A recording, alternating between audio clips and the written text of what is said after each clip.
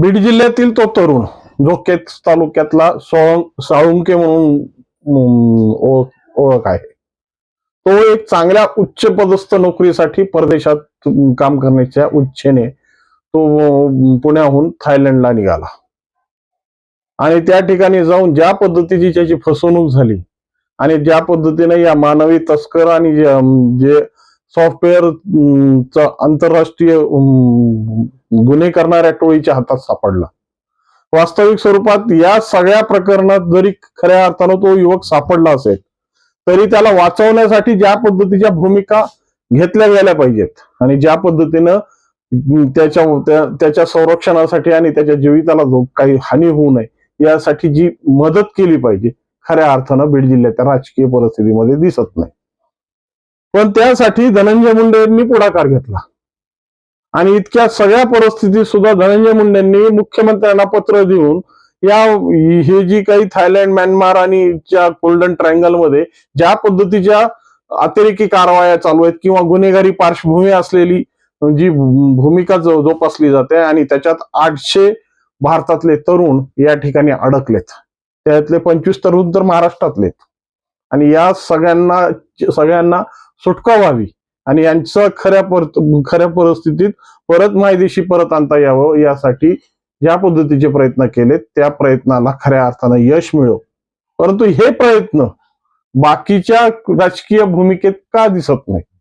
आजही बीड जिल्ह्यातल्या ज्या पद्धतीने राजकीय परिस्थित्या पाहिल्या तर आडवा आणि जिरवा हीच भूमिका समोर येते आणि खऱ्या अर्थानं आम्ही ज्यासाठी या लोकप्रतिनिधींना निवडतो, ज्या पद्धतीने आम्ही या प्रतिनिधींना आम्ही सभागृहात पाठवतो त्या सभागृहातील कर्तव्यांना मात्र यांना कसल्याही पद्धतीची दशा सापडत नाही, दिशाही मिळत नाही आणि अशा परिस्थितीत फक्त आपल्या पोळ्या शेका यासाठी चालू असलेली ही खटापट.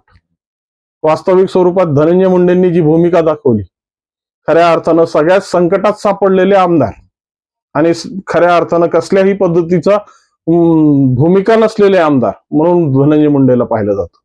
पण या परिस्थितीत सुद्धा धनंजय मुंडेंनी आपली लोकप्रतिनिधीची जी भूमिका दाखवली आणि ज्या पद्धतीने या केजच्या साळुंके नावाच्या ज्या परदेशी गेलेल्या तरुणांची सुटका या गोल्डन ट्रायंगल मधून कशा पद्धतीने करण्याचा प्रयत्न सुरू आहे याचंच विश्लेषण करण्यासाठी आज मी तुमच्या समोर आहे. नमस्कार मित्रांनो, मी राजेश दुबे, मंथन मध्ये आपलं स्वागत आहे. मित्रांनो, ज्या पद्धतीनं प्रत्येक तरुणाला एक उच्च शिक्षित झाल्यानंतर एक चांगली नोकरी मिळावी हीच अपेक्षा असते आणि या अपेक्षेने तो खऱ्या अर्थानं आपल्या चांगल्या कामासाठी तो सर्चिंग करतो. परंतु काही लोकांना यश मिळतं आणि काही लोक हे अशा गुन्हेगारी वृत्तींच्या हाती सापडतात, जसं हे साळुंकेचं झालं. साळुंके नावाचा केज मधला एक युवक आपलं IT मधलं शिक्षण पूर्ण करून चांगल्या पद्धतीची नोकरी मिळावी यासाठी सर्चिंग करत होता आणि त्याला फेसबुकच्या माध्यमातून जी जाहिरात सापडली आणि चांगल्या पगाराची नोकरी दिली जाईल अशी जी भूमिका दाखवण्यात आली त्या भूमिकेत हा सापडला. वास्तविक स्वरूपात ज्या पद्धतीनं या साळुंकेचा फोन त्याच्या मित्राला आला आणि ह्या मित्राला फोन आल्यानंतर या सगळ्या घटनेचा पर्दाफाश झाला. खरी गरज होती ती राजकीय लोकांची, कारण की आंतरराष्ट्रीय संबंधामध्ये ज्या पद्धतीच्या भूमिका हे सर्वसामान्य माणूस मांडू शकत नाही किंवा प्रशासनाच्या द्वारे फक्त माहिती कळवली जाते. पण खऱ्या अर्थानं जे प्रेशर आणि जे वजन या राजकीय भूमिकेचं पडतं ना, त्यासाठी खऱ्या अर्थानं बीड जिल्ह्याच्या लोकप्रतिनिधींनी यासाठी खास करून प्रयत्न केले पाहिजे होते. आज ज्या पद्धतीने खासदार आपल्याच प्रकरणात अडकलेत आणि वास्तविक स्वरूपात ही जबाबदारी खासदारांची. खऱ्या अर्थानं हा जो साळुंके नावाचा जो युवक आहे हा केज तालुक्यातला, त्यामुळे या सगळ्या घटना फार जवळच्या. परंतु या संदर्भात खासदारांची अजूनही कसल्याही पद्धतीचं विधान या संदर्भात आलं नाही. मात्र या सगळ्या गोष्टीचा सारासार विचार करून ज्या पद्धतीनं धनंजय मुंडेंनी याच्यात पुढाकार घेतला आणि माननीय मुख्यमंत्र्यांना आग्रहाची मागणी केली की ज्या महाराष्ट्रातल्या 25 तरुणांची 25 तरुण या ज्या टोळीच्या हाती लागलेले आहेत, ज्यांच्याकडून अमानुष पद्धतीचे कामं करून घेतले जात आहेत, इंटरनेटद्वारे मोठमोठ्या दरोडे टाकले जात आहेत, ज्या पद्धतीने त्यांना अमानुष यातना देऊन त्यांना या सगळ्या परिस्थितीला जगण्यासाठी विवश केलं जात आहे, त्यांची खऱ्या अर्थानं सुटका झाली पाहिजे. आता परराष्ट्र मंत्र्यांच्या माध्यमातून या थायलंड, म्यानमार आणि या गोल्डन ट्रायंगल मध्ये ज्या पद्धतीची घनदाट जंगलाची अवस्था आहे आणि वास्तविक स्वरूपात ही काही सतपुरुषांची किंवा चांगल्या माणसांची तावडीत सापडलेली ही युवक नाहीये. ही खऱ्या अर्थानं एक आंतरराष्ट्रीय गुन्हेगारीच्या भूमिकेत अडकलेली युवक आहे. आणि या 800 युवकांना खऱ्या अर्थानं कशा पद्धतीने सोडवावं आणि कशा पद्धतीने यांना सुखरूप आपल्या मायदेशी आणावं, त्यातल्या एक बिहारच्या मुलाची या प्रकरणात हत्याही झालेली कळाली आहे.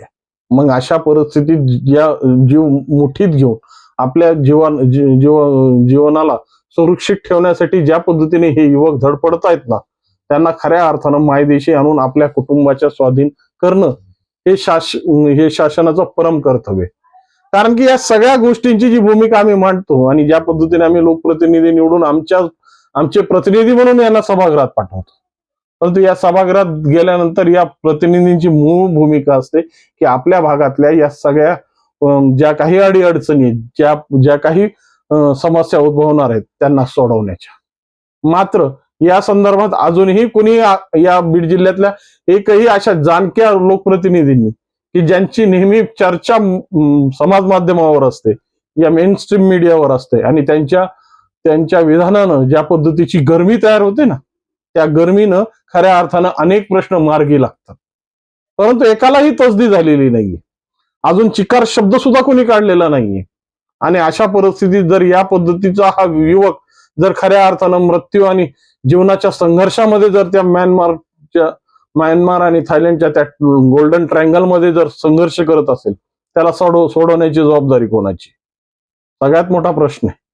फक्त आपल्या प्रतिष्ठेला आणि आपल्या स्वतःच्या महत्वाकांक्षेसाठी जर हे लोकप्रतिनिधी संवैधानिक अधिकार वापरत असतील, संविधानाच्या ज्या पद्धतीच्या भूमिका दाखवून ज्या पद्धतीची गळचिपी सर्वसामान्याची करत असतील, मग असे प्रश्न जेव्हा ऐरणीवर येतात तेव्हा हे का मुख गिळून गप्प राहतात?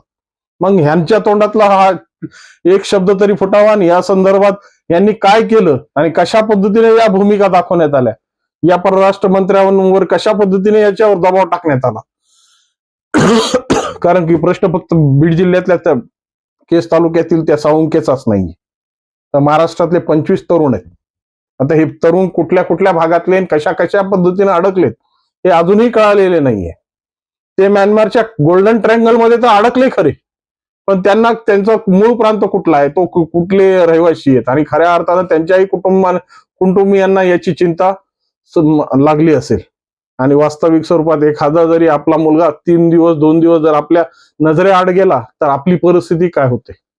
मग या परिस्थितीचा शोधाशोध करण्यासाठी, ही परिस्थिती सावरण्यासाठी कसा अकांड तांडव केला जातो ते आपल्याला सगळ्यांनाच माहिती.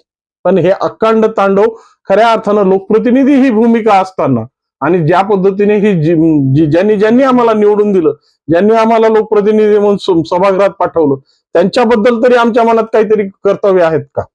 हे असे अनेक प्रश्न आता पटलावर थैमान मांडतात. मात्र या सगळ्या कर्तव्यावरून मुक्त झालेले सगळे जनप्रतिनिधी मात्र धनंजय मुंडेंनी ज्या पद्धतीची तत्परता दाखवली आणि ज्या पद्धतीने या प्रश्नाला ऐरणीवर घेऊन मुख्यमंत्र्यांकडे जी मागणी केली, आता मुख्यमंत्र्यांनी काय दिवे लावले आणि कशा पद्धतीने या प्रकरणाला हाताळण्यासाठी जी काय भूमिका मांडल्यात ते मुख्यमंत्र्यांनी अजूनही क्लिअर केलेल्या नाहीत किंवा डिक्लेअर केलेल्या नाहीत. पण हे 25 तरुण जे आजही जीवन मरणाच्या दाढेत आपली संघर्ष करतायत, यांच्या हातून कितीतरी बेकायदेशीर आणि आपराधिक भूमिका घडवल्या जात आहेत आणि बंदुकीचा, करंटचा आणि ज्या पद्धतीने उपाशी मारण्याची भूमिका यांच्यावर येते ना, त्याला जबाबदार कोण?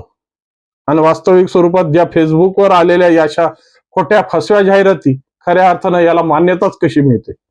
वास्तविक स्वरूपात जर एखादा आपण व्हिडिओ जर टाकला आणि त्याच्यात जर काही अशा पद्धतीची बनावट पद्धत असेल किंवा त्या संदर्भात लोकांच्या मनात विक्षिप्तता तयार होत असेल, तर फेसबुक स्वतः या गोष्टीला डिलीट करतं.